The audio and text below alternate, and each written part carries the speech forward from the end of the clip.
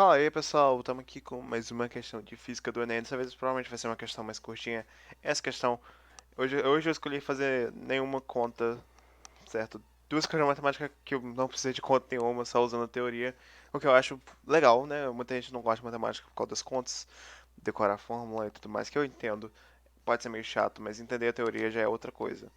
E também aqui em física, vamos fazer uma questão sem conta. Então vamos lá. Quando se considera a extrema velocidade. Como eu falei outra vez, vou pausar aqui. Lê primeiro a pergunta, depois lê o texto, beleza? A pergunta é: o texto contesta que concepção acerca do comportamento da luz. Então, nada a ver. Vamos voltar lá e ler o texto. Quando se considera a extrema velocidade com que a luz se espalha por todos os lados, quando quando vem de lugares diferentes, mesmo totalmente opostos, os raios luminosos, se atravessam uns aos outros sem se atrapalharem, compreende-se que quando vemos um objeto luminoso, isso não se poderia ocorrer pelo transporte de uma matéria que venha do objeto até nós, como uma flecha ou uma bala que atravessa o ar, pois certamente isso repugna bastante a essas duas propriedades da luz, principalmente a última. Então, ele falou aqui de duas, é, duas características da luz. Primeiro, que ela se espalha por todos os lados, né? Você pode ligar uma lanterna que ela vai chegar em todos os lugares de uma sala fechada. E o segundo sendo que quando você atravessa duas luzes, né, uma fonte de luz com uma outra, elas não se atrapalham. Então, qual concepção, né, dos gregos e alguns cientistas e físicos que está acerca desse comportamento da luz, dessas duas propriedades que a gente falou? A letra A diz: o entendimento de que a luz precisa de um meio de propagação difundido pelos defensores da existência do éter. Esse aqui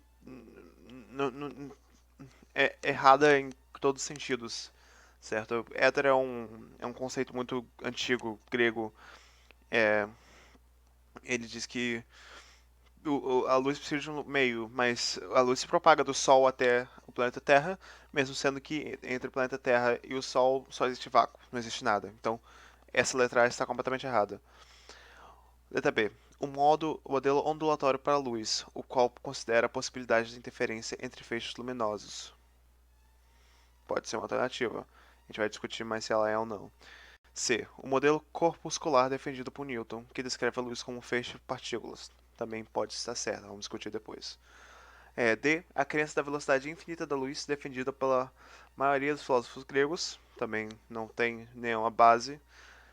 Sempre a ideia de filosofia grega é, acerca da física, raramente ela se considera verdadeira até os dias de hoje. Hoje nós temos muitas ferramentas para poder provar a física e como ela funciona e todas as regras do universo.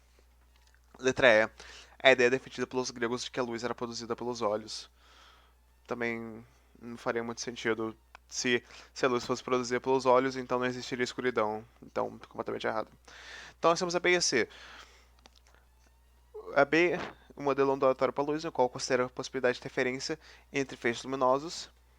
E a C, o modelo corpuscular defendido por Newton, que descreve a luz como feixe de partículas. Por que, que é uma e não é outra? Na letra D, ele fala do modelo ondulatório que considera a interferência de feixes luminosos, onde se dois feixes de luz se encontrassem, um iria amplificar o outro nesse meio, certo? Digamos que eu tenha um X com duas lanternas. Entre os dois feixes luminosos teria uma claridez superior.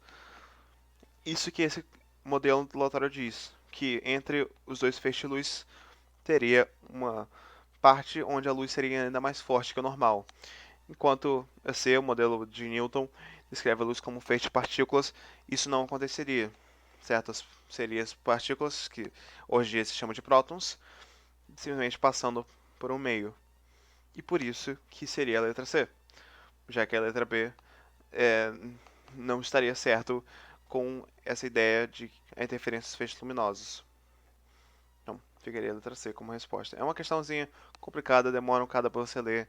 Você rapidamente consegue fazer por eliminação, tirar a D e a E. e sobra a B e a C, e usando o seu conhecimento, você consegue chegar à resposta que seria a letra C.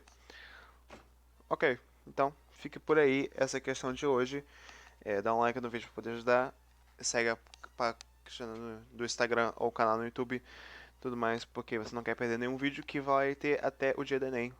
Tentar pelo menos postar 2 vídeos por dia, desculpa, um de matemática e um de física. E eu vejo vocês na próxima. Valeu!